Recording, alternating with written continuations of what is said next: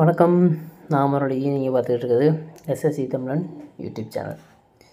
So இது வந்து race கான்செப்டில் பார்ட் 2 செகண்ட் வீடியோ. ஸோ இதில் வந்து இதுக்கு முன்னாடி ரேஸில் வந்து ஃபஸ்ட்டு வீடியோ ஒன்று போட்டிருக்கோம். அதோட லிங்க்கை டிஸ்கிரிப்ஷனில் தரேன். பார்க்காதவங்க பார்த்துட்டு இதை பாருங்கள், அப்போ தான் உங்களுக்கு புரியும். ஆல்ரெடி பார்த்தவங்க நல்ல ரெஸ்பான்ஸே வந்துருந்துச்சு. தேங்க்யூ. கண்டினியூவாக நான் வீடியோ போட ட்ரை பண்ணுறேன். வீடியோக்குள்ளே போகலாம். அதுக்கு முன்னாடி நீங்கள் நம்ம சேனலை சப்ஸ்கிரைப் பண்ணாட்டி சப்ஸ்கிரைப் பண்ணிட்டு இந்த வீடியோக்கு ஒரு லைக்கை போட்டு விட்ருங்க. Okay. In a race of 10 metre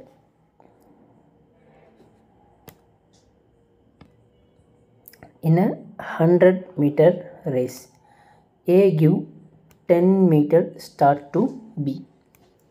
so இதுக்கான அர்த்தம் என்ன அப்படின்னா, இப்போ வந்து ஒரு ரேஸ், இந்த ரேஸோட டிஸ்டன்ஸ் வந்து 100 metre.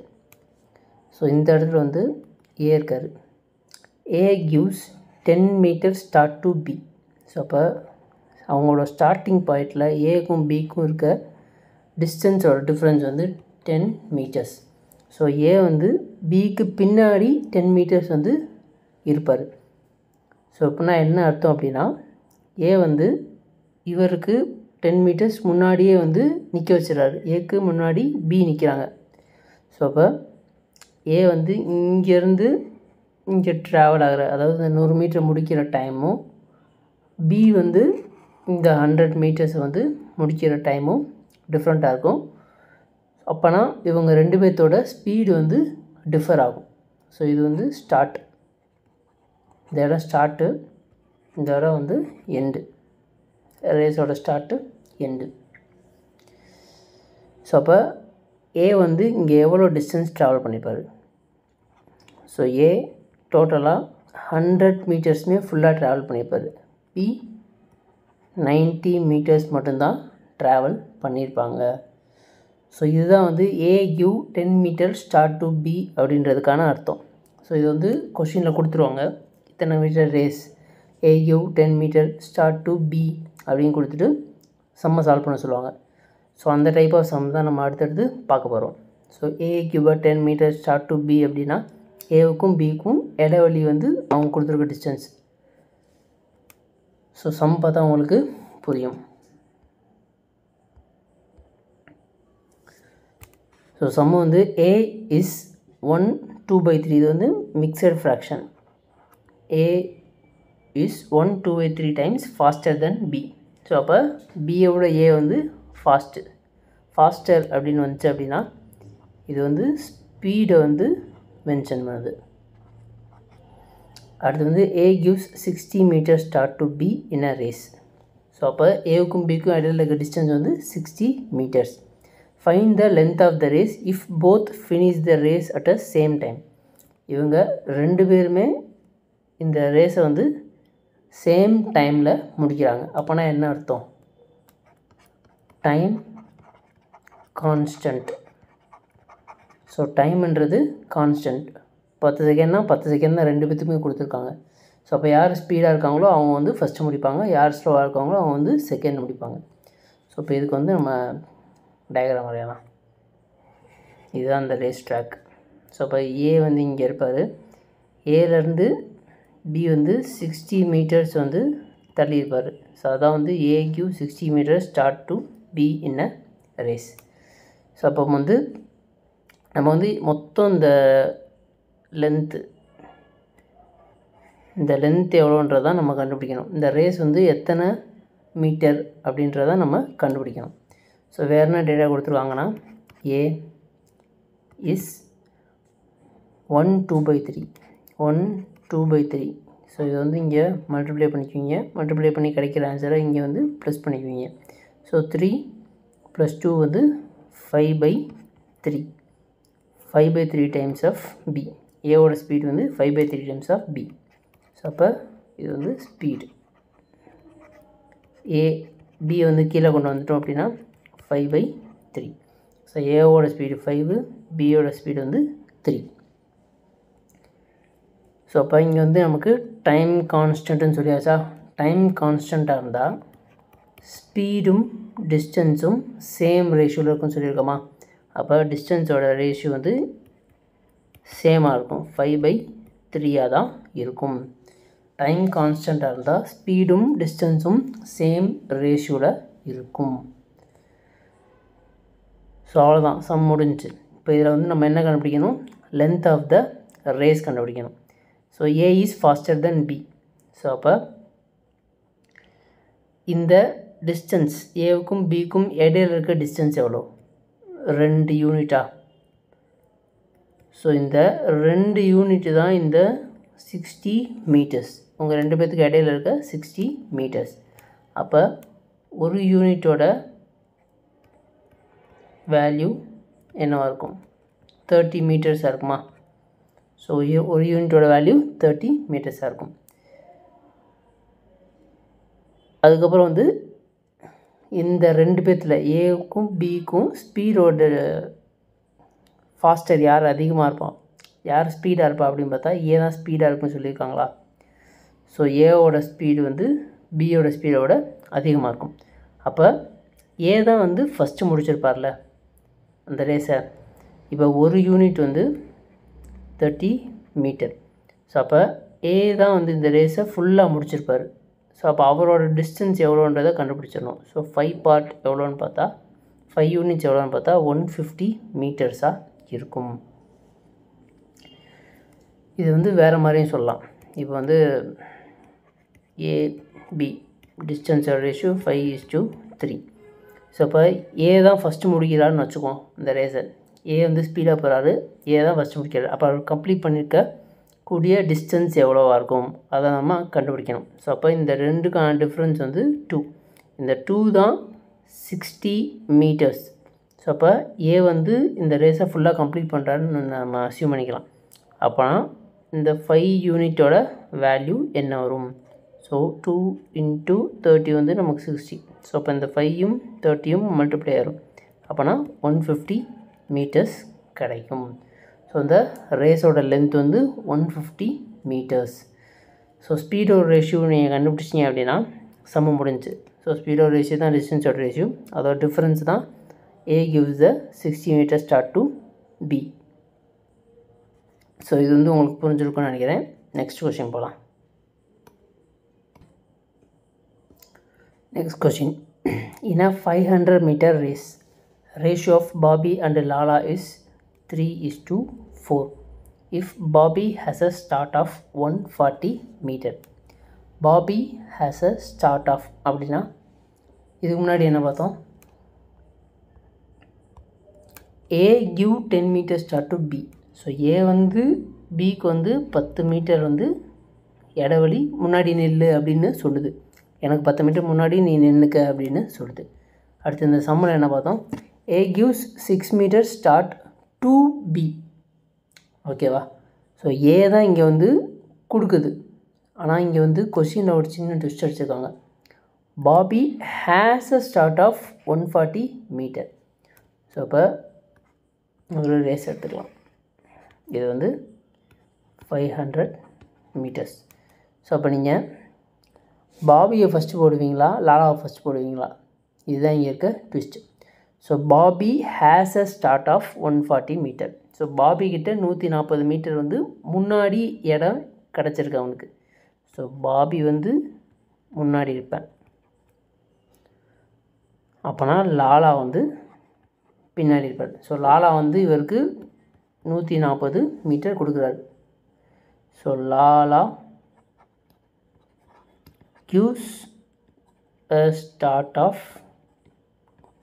140 meter to Bobby.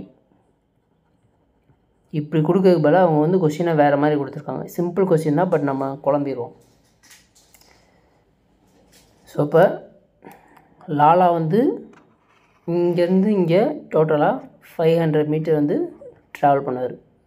But Bobby வந்து வெறும் 360 மீட்டர் தான் இந்த ரேஸை வந்து ட்ராவல் பண்ணுவாங்க. ஸோ அப்போ இது ரெண்டுக்குமான டிஃப்ரென்ஸ் அதாக தான் இருக்கும். ஸோ லாலா வந்து ஃபுல்லாக முடிக்கிறதுக்கு 500 மீட்டர் எடுக்கும். பாபி வந்து 360 மீட்டர்ஸில் இந்த ரேஸை வந்து முடிச்சிடுவாங்க. ஸோ இப்போ இங்கே நமக்கு ஸ்பீடுக்கான ரேஷியோ கொடுத்துட்டாங்க. ஸ்பீடுக்கான ரேஷியோ பாபிக்கும் லாலாவுக்கும் கொடுத்துருக்காங்க. ஸோ 3:4. அப்போ இதுதான் நமக்கு டிஸ்டன்ஸோட ரேஷியோ இருக்குமா? ஏன்? அகைன் அதே தான், time is constant. So time கான்ஸ்டண்ட்டாக இருந்தால் ஸ்பீடும் டிஸ்டன்ஸும் சேம் ரேஷியோவில் இருக்கும். ஸோ அப்போ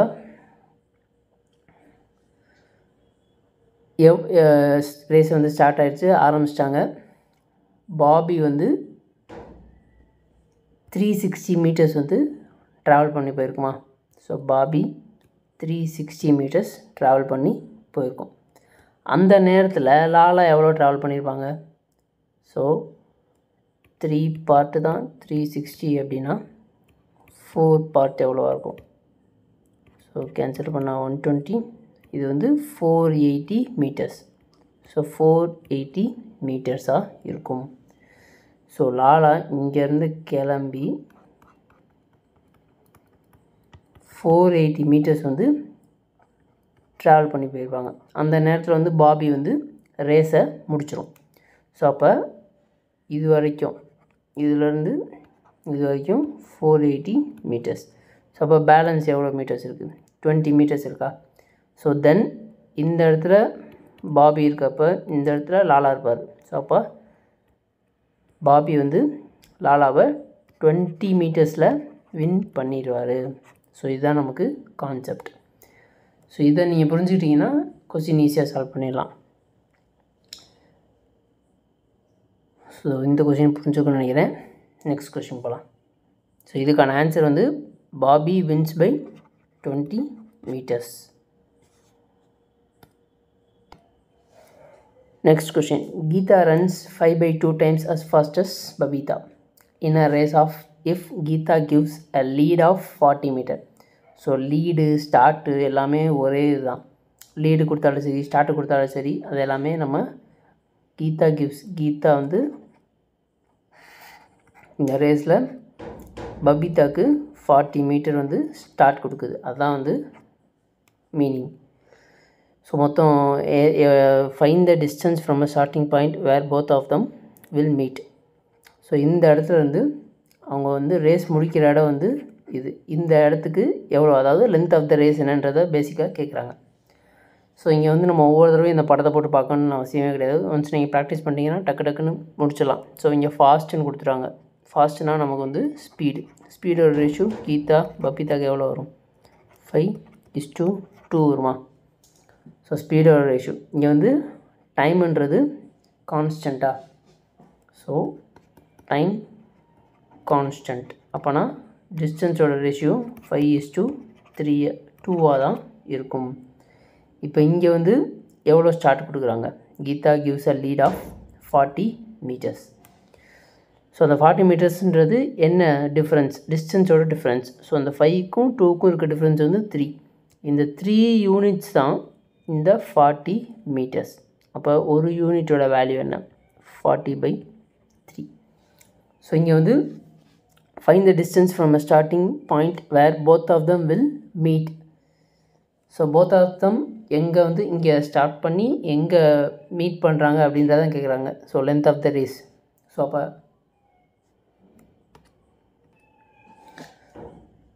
ஆப்வியஸ்லி கீதாவோட ஸ்பீடு தான் இங்கே அதிகமாக இருக்குது. ஸோ அப்போ கீதா தான் இந்த ரேஸை வந்து ஃபுல்லாக முடிப்பாங்க. அதனால் 1 பார்ட் வந்து 40/3. ஸோ அப்போ கீதா ட்ராவல் பண்ண டோட்டல் பார்ட் வந்து 5 பார்ட். ஸோ அப்போ 200/3 எவ்வளோன்றதை பார்த்தா நமக்கு வந்து total distance of the race வந்து தெரிஞ்சிடும். ஸோ இப்போ இதை டிவைட் பண்ணுறப்ப 66.666 போய்ட்டுருக்கும். இது வந்து அப்ராக்சிமேட்டாக 66.67 மீட்டர்ஸ்னு நம்ம மென்ஷன் பண்ணிக்கலாம். ஸோ ஆப்ஷன் ஏ தான் நமக்கு ஆன்சர். ஒன்ஸ் கான்செப்ட் புரிஞ்சிச்சு அப்படின்னா ரேஷியோ எடுக்க போகிறீங்க, டிஃப்ரென்ஸ் பார்க்க போகிறீங்க, யார் இந்த ரேஸை ஃபுல்லாக முடிக்கிறான்னு பார்க்க போகிறீங்க, அவங்களோட வேல்யூ என்னன்றதை கண்டுபிடிக்க போகிறீங்க. கொஷின் முடிஞ்சு. நெக்ஸ்ட் கொஷின் போகலாம். இதில் வந்து டெட் ஹீட் அப்படின்னு ஒரு டேர்ம் வரும். ஸோ இந்த டெட் ஹீட் அப்படின்னா என்ன அப்படின்னா யாருமே இந்த ரேஸை ஜெயிக்கலை. No one wins. So dead ஹீட்னா யாருமே இந்த ரேஸை வின் பண்ணலை, யாருமே ஜெயிக்கலைன்னு அர்த்தம். So both meet in same time. அவங்க ரெண்டு பேருமே மீட் பண்ணிக்கிறது வந்து ஒரே டைமாக இருக்கும். ஃபார் எக்ஸாம்பிள், இப்போ ஒரு ரேஸ் நடக்குது. ஸோ உங்கள் ரெண்டு பேர்த்துக்கு நடுவில் 10 மீட்டர்ஸ் வந்து A give 10 metre start of B. So அப்போ ஏவும் பியும் சேம் டயத்தில் இந்த ரேஸை முடித்தாங்க அப்படின்னா இதுதான் டெட் ஹீட். ஸோ அப்போ இங்கே யாருமே ஜெயிக்கலை, ரெண்டு பேருமே டை ஆகிட்டாங்க. ஸோ கேம் வந்து மறுபடியும் அவங்களுக்கு இன்னொரு ரேஸ் வச்சு யார் வின்னுன்றதை சொல்லணும். இதுதான் வந்து டெட் ஹீட்டோட அர்த்தம். ஸோ இந்த டைப் ஆஃப் ஒரு கொஷின் பார்ப்போம். If the ratio of speed A and B is 5:6 and B allows a start of 70 meter in 1.2 kilometer race. 1.2 அப்படின்னா 1200 meter. Who will win the race and by what distance? So யார் ஜெயிப்பா, எவ்வளோ டிஸ்டன்ஸில் ஜெயிப்பான்றதான் கேள்வி. அதுக்கான options கொடுத்துருக்காங்க. So இப்போ இங்கே நமக்கு ஸ்பீடோட ரேஷியோ கொடுத்துட்டாங்க. 5:6 ஸ்பீடோட ரேஷியோ கொடுத்துட்டாங்க. அப்போ இங்கே நமக்கு டைம் கான்ஸ்டண்ட்டா இல்லையா? ஸோ இங்கே வந்து ரேஸ்ன்னு சொல்லிட்டாங்க. ஸோ ரேஸ் அப்படின்னாலே நமக்கு டைம் கான்ஸ்டன்ட் தான். ஓகேவா? ஸோ வெறும் ரேஸ்ன்னு கொடுத்துட்டு ஸ்பீடோட ரேஷியோ கொடுத்துருந்தாங்க அப்படின்னா இதை நம்ம டிஸ்டன்ஸ் ரேஷியோவாக கன்சிடர் பண்ணிக்கலாம். பட் அவங்க அப்படி கொடுக்கல. என்ன கொடுத்துருக்காங்கன்னா B allows a start of 70 meter. B allows a start of 70 meter. So அப்போனா இதை நம்ம ஃபஸ்ட்டு இப்படி எடுக்கக்கூடாது. ஸோ இங்கே வந்து ரேஸ் டைம் கான்ஸ்டன்ட் தான். ஸோ ஸ்பீடுக்கும் டிஸ்டன்ஸுக்கும் சேம் ரேஷியோ வருமானு கேட்டால் அதான் நம்ம இங்கே செக் பண்ண போகிறோம். ஓகேவா? ஸோ அப்போ இங்கே நமக்கு கிளியராக தெரியுது யார் வின் பண்ணுவா. ஸோ வின்னர் வந்து இங்கே B தான். So B allows a start of 70 meters. So B வந்து ஃபஸ்ட் இருக்கும், பின்னாடி ஏக்கு பின்னாடி இருக்கும். ஸோ உங்கள் ரெண்டு பேர்த்துக்கு நடுவில் 70 meters டிஸ்டன்ஸ் இருக்கும். இது வந்து மொத்தமாக 1200 மீட்டர் ரேஸ். ஸோ பியோட டிஸ்டன்ஸ் BA. ஸோ B எவ்வளோ டிஸ்டன்ஸ் ட்ராவல் பண்ணும்? 1200 டிஸ்டன்ஸ் வந்து ட்ராவல் பண்ணும். ஏ எவ்வளோ டிஸ்டன்ஸ் ட்ராவல் பண்ணும்? 1130 மீட்டர்ஸ் வந்து ட்ராவல் பண்ணும். ஓகேவா? இதான கான்செப்ட். ஒரு ரேஸை முடிக்கிறதுக்கு B வந்து 1200 மீட்டர்ஸ் ட்ராவல் பண்ணும், A வந்து 1130 மீட்டர். ஏன்னா B allows 70 metre start of A. So இதான் வந்து டிஸ்டன்ஸு. பட் இங்கே ஆப்ஷன்ஸில் வந்து நமக்கு வந்து ரேஸ் ஃபினிஷஸ் இன் டெட் ஹீட்டுன்னு கொடுத்துருக்காங்களா? ஸோ இந்த டெட் ஹீட் முடியுமா, இவங்களோட டெட் ஹீட், இந்த ரேஸ் வந்து டெட் ஹீட்டில் முடியுமா, அப்படி இல்லாட்டி 130 மீட்டர் டிஸ்டன்ஸில் B ஜெயிக்குமா, 200 மீட்டர் டிஸ்டன்ஸில் B ஜெயிக்குமா, 30 மீட்டர் டிஸ்டன்ஸில் A ஜெயிக்குமான்றது தான் இங்கே கேட்குறாங்க. ஸோ இதை நம்ம ஆப்ஷன் வந்து ட்ரை பண்ணுவோம். ஸோ ஃபஸ்ட்டு வந்து இந்த ஃபஸ்ட்டு ஆப்ஷன் ட்ரை பண்ணி பார்க்கலாம். ஸோ ஃபஸ்ட்டு ஆப்ஷன் படி டிஸ்டன்ஸ் AB, ஏ எவ்வளோ டிஸ்டன்ஸ் ட்ராவல் பண்ணும்? ஸோ ரேஸை வின் பண்ணுறது A. ஓகேவா? இதை வந்து நம்ம ஆப்ஷனை வச்சு எலிமினேட் பண்ணிடலாம். ஸோ கண்டிப்பாக A வந்து வின் பண்ணாது நமக்கு தெரிஞ்சிருச்சு. நான் B allows a start of 70 metre. So B தான் வின் பண்ணுது நம்ம இங்கே வந்து எக்ஸாக்டாக சொல்லிடலாம். அதே மாதிரி ஸ்பீடோட ரேஷியோ படி பார்த்தாலுமே நமக்கு வந்து பியோட ஸ்பீடு தான் அதிகமாக இருக்குது. ஸோ அப்படி ஆப்ஷனை எலிமினேட் பண்ணி நம்ம பண்ணலாம். ஸோ நம்ம செக் பண்ணி பார்த்துருவோம். ஸோ B வந்து இங்கே வந்து 30 மீட்டருக்கு பின்னாடி இருக்குது, ஏக்கு பின்னாடி. ஸோ அப்போ 1200 30 மைனஸ் பண்ணிட்டா 1170. ஸோ மொத்தமாக A ட்ராவல் பண்ணக்கூடிய டிஸ்டன்ஸ் வந்து இந்த 1130. ஸோ இப்போ இதோட ரேஷியோ எடுத்தோம் அப்படின்னா நமக்கு இங்கே 5:6 கிடைக்கணும். பட் நமக்கு அது கிடைக்கல. அப்போ இந்த ஃபஸ்ட் ஆப்ஷன் தப்பு. ஸோ செகண்ட் ஆப்ஷன் யூஸ் பண்ணி பார்க்கலாம். செகண்ட் ஆப்ஷனை யூஸ் பண்ணால் என்ன கிடைக்கும்? செகண்ட் ஆப்ஷன் வந்து பி வந்து 200 மீட்டரில் வந்து ஜெயிச்சிடுது. ஸோ அப்போ பி வந்து மொத்தமாக எவ்வளோ டிஸ்டன்ஸ் வந்து ட்ராவல் பண்ணியிருக்கோம்? 1200 வந்து பி ட்ராவல் பண்ணியிருக்கோம். அப்போ ஏ எவ்வளோ ட்ராவல் பண்ணியிருக்கோம்?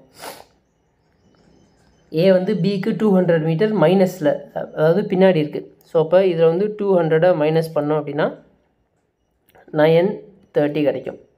ஸோ அப்போ இங்கேயுமே நமக்கு 5:6ன்ற ரேஷியோ நமக்கு கிடைக்கவே இல்லை. அப்போ செகண்ட் ஆப்ஷனும் தப்பு. ஸோ தேர்ட் ஆப்ஷன் படி பார்த்தோம் அப்படின்னா டிஸ்டன்ஸ் ஏபி. ஸோ 130 மீட்டர் வந்து பி வந்து ஏக்கு முன்னாடி இருக்கும். ஓகேவா? ஸோ அப்போ பி மொத்தமாக ட்ராவல் பண்ண டிஸ்டன்ஸ் வந்து 1200. ஸோ மொத்தமாக ஏ ட்ராவல் பண்ணுற டிஸ்டன்ஸ் வந்து 1300.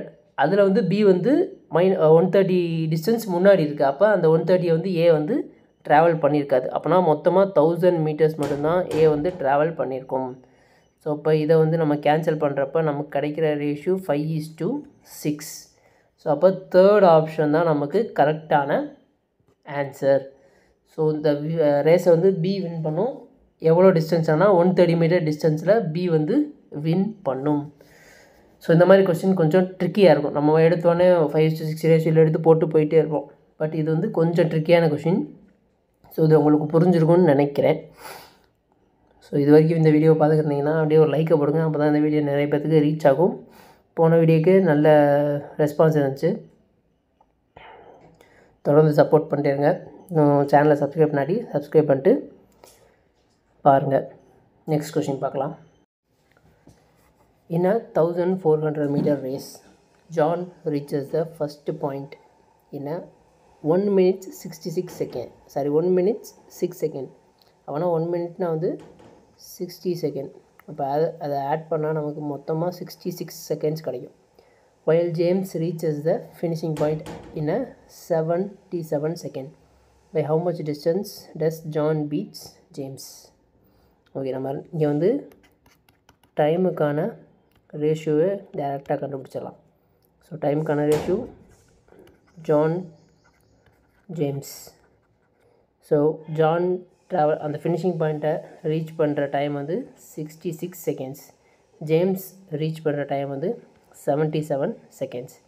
ஸோ இப்போ இதை வந்து நம்ம ரேஷியோ எடுத்தோம் அப்படின்னா 6:7 கிடைக்கும் டைமோட ரேஷியோ. ஸோ இந்த இடத்துல வந்து நமக்கு டிஸ்டன்ஸ் கான்ஸ்டண்ட்டாக இருக்கா? டிஸ்டன்ஸ் கான்ஸ்டண்ட்டாக இருக்குது. அப்போனா speed is equal to distance by time. Distance constant அப்படின்னா speed is inversely proportional to time. So அப்போ டைமோட ரேஷியோ 6:7 இருந்தால் ஸ்பீடோட ரேஷியோ 7:6 இருக்கும். அப்படியே உல்ட்டாவாக மாற்றிக்கலாம். ஸோ டைமோட ரேஷியோ கொடுத்துருந்தாங்கன்னா அதை வச்சு நம்ம ஸ்பீடோட ரேஷியோ கண்டுபிடிச்சிடலாம். எப்படி? Inversely proportional. Speed is inversely proportional to time. Time is inversely proportional to speed. So இங்கே நமக்கு டைம் கொடுத்துருக்காங்க, அதனால் ஸ்பீடை வந்து இன்வர்ஸ்லி ப்ரொபோர்ஷனல் பண்ணுறோன்னா 7:6ன்னு மாற்றிக்கலாம். ஸோ இப்போ வந்து ரேஸ் ஒரு இடத்துல ஆரம்பிக்குது. ஸோ ஜானும் ஜேம்ஸும் ஒரு இடத்துல ஆரம்பிக்கிறாங்க. இப்போ ரேஸ் அப்படின்னு வந்துட்டாலே அந்த இடத்துல வந்து டைம் கான்ஸ்டன்ட் ஆயிரும்.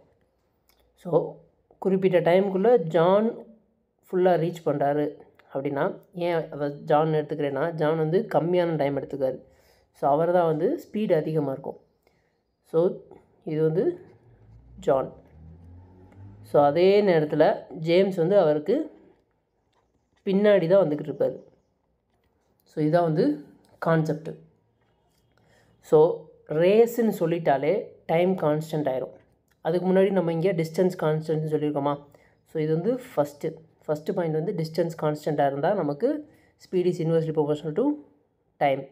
பட் ரேஸ் ஆரம்பிச்சிருச்சு அப்படின்னா நமக்கு வந்து டைம் வந்து கான்ஸ்டன்ட் ஆயிரும். ஸோ டைம் கான்ஸ்டன்ட் ஆயிடுச்சு அப்படின்னா speed is directly proportional to distance. So அப்போ இந்த ஸ்பீடோட ரேஷியோ தான் நமக்கு டிஸ்டன்ஸோட ரேஷியோவாகவும் இருக்கும். ஸோ 7:6ன்றது டிஸ்டன்ஸோட ரேஷியோவாகவும் நம்ம அஸ்யூம் பண்ணிக்கலாம். ஸோ இங்கே வந்து ஜான் தான் இந்த ஃபுல் டிஸ்டன்ஸையுமே கம்ப்ளீட் பண்ணுறாரு. ஸோ அப்போ அந்த ரேஸோட ஃபுல் டிஸ்டன்ஸ் வந்து 1400. ஸோ இந்த 7 யூனிட்ஸ் தான் 1400 அப்படின்னா 1 யூனிட்ஸோட வேல்யூ 200. ஸோ அப்போ ஜேம்ஸ் எவ்வளோ ட்ராவல் பண்ணிகிட்டு இருப்பார்? 1200 மீட்டர்ஸை ட்ராவல் பண்ணியிருப்பார். ஸோ ஜான் வந்து 1400 முடிக்கிறப்ப ஜேம்ஸ் வந்து 1200 தான் முடிச்சிருப்பார். அப்போ இங்கே என்ன கேட்குறாங்க? How much distance does John பீட்ஸ்ன்னு கேட்குறாங்க. ஸோ ஜான் வந்து இவரை 200 மீட்டர் டிஸ்டன்ஸில் இந்த ரேஸில் ஜெயிச்சிடறாரு.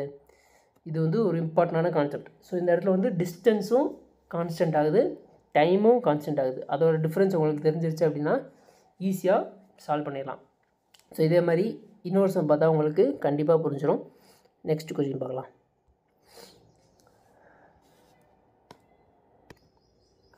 So A can run 1 kilometer in 4 minutes and B can cover same distance in 4 minutes 10 seconds. By what distance can A beat B in a 1 kilometer race?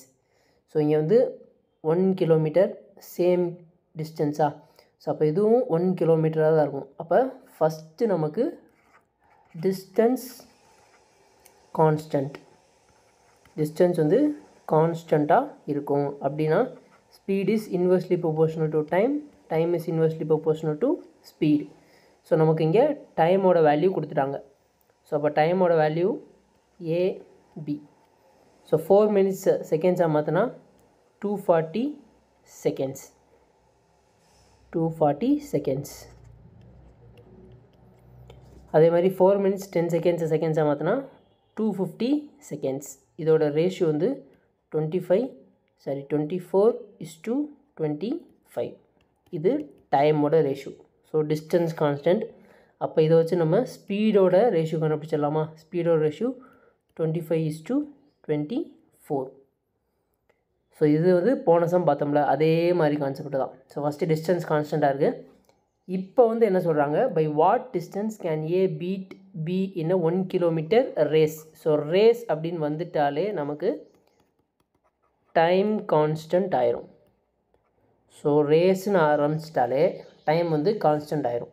So time constant ஆயிடுச்சு அப்படின்னா speed is directly proportional to distance. அப்போ speed என்ன ரேஷியோவில் இருக்கோ அதே ரேஷியோவில் தான் டிஸ்டன்ஸும் இருக்கும். 25:24 தான் டிஸ்டன்ஸோட ரேஷியோவாக இருக்கும். ஸோ ரேஸ் வந்து 1 கிலோமீட்டரா? ஸோ அந்த 1 கிலோமீட்டரை நம்ம 1000 மீட்டர்ஸ்ன்னு சேஞ்ச் பண்ணிக்கலாம். ஸோ ஃபஸ்ட்டு அப்போ நமக்கு இந்த ரேஸை முடிக்கிறது ஏவாக தானே இருக்கும். ஏவோட ஸ்பீடு தான் அதிகம். ஸோ அப்போ ஏ தான் இந்த ரேஸை வந்து ஃபஸ்ட்டு முடிப்பார். ஸோ இந்த 25 யூனிட்ஸ் தான் நமக்கு 1000 மீட்டர்ஸ். ஸோ இந்த 25 யூனிட்ஸ் தான் 1000 மீட்டர். 1 யூனிட்டோட வேல்யூ 40 மீட்டர். ஸோ இப்போ நம்ம இதுக்கு வந்து 24x40 போட்டு 960லாம் கண்டுபிடிக்கணும்னு அவசியம் கிடையாது. எவ்வளோ டிஸ்டன்ஸில் பீட் பண்ணுறாங்கன்னு கேட்குறாங்க. அப்போ இந்த 25க்கும் 24க்கும் இருக்க டிஃப்ரென்ஸ் வந்து 1. ஸோ 1 யூனிட் எவ்வளோன்றதை கண்டுபிடிச்சா போதும். ஸோ 25 யூனிட் வந்து 1000 மீட்டர். அப்போ 1 யூனிட்டோட வேல்யூ 40 மீட்டர். ஸோ அப்போ ஏ வந்து பியை 40 மீட்டரில் தான் பீட் பண்ணியிருப்பார். ஸோ இதுதான் வந்து இங்கே கான்செப்ட். ஸோ இது வந்து இந்த 2 சம்மும் சொன்னதுக்கப்புறம் ஓரளவுக்கு உங்களுக்கு புரிஞ்சிருக்கும்னு நினைக்கிறேன். நெக்ஸ்ட் கொஸ்டின் பார்க்கலாம். ஸோ நெக்ஸ்ட் கொஸ்டினும் சேம் கான்செப்ட். ஃபஸ்ட் வந்து டிஸ்டன்ஸ் கான்ஸ்டண்ட்டாக இருக்கும். அப்புறம் ஃபினிஷிங் லைன்னு சொல்லியிருக்காங்க. ஸோ பீனு when Amit finish the race then Binu is what distance from a finishing line. அதாவது அதே ரேஸ் தான். ஸோ ரேஸ்னால் டைம் கான்ஸ்டன்ட். ஸோ ஃபஸ்ட்டு கொடுத்துருக்கிறது வந்து டிஸ்டன்ஸ் கான்ஸ்டன்ட். இதே மாதிரி சம் தான். இதோட ஆன்சர் என்னன்றதை கமெண்ட் பண்ணுங்கள். சரி, என்னடா எல்லாத்தையும் நீயே சால்வ் பண்ண மாட்டியா அப்படின்னு கேட்டால் உங்களுக்கு கான்செப்ட் புரிஞ்சிருக்கான்னு செக் பண்ணுறதுக்கு தான் இந்த கொஸ்டின்ஸ்லாம். ஸோ இதை நீங்கள் சால்வ் பண்ணி பார்த்துட்டு கமெண்ட்டில் வந்து ஆன்சரை சொல்லுங்கள். Okay, next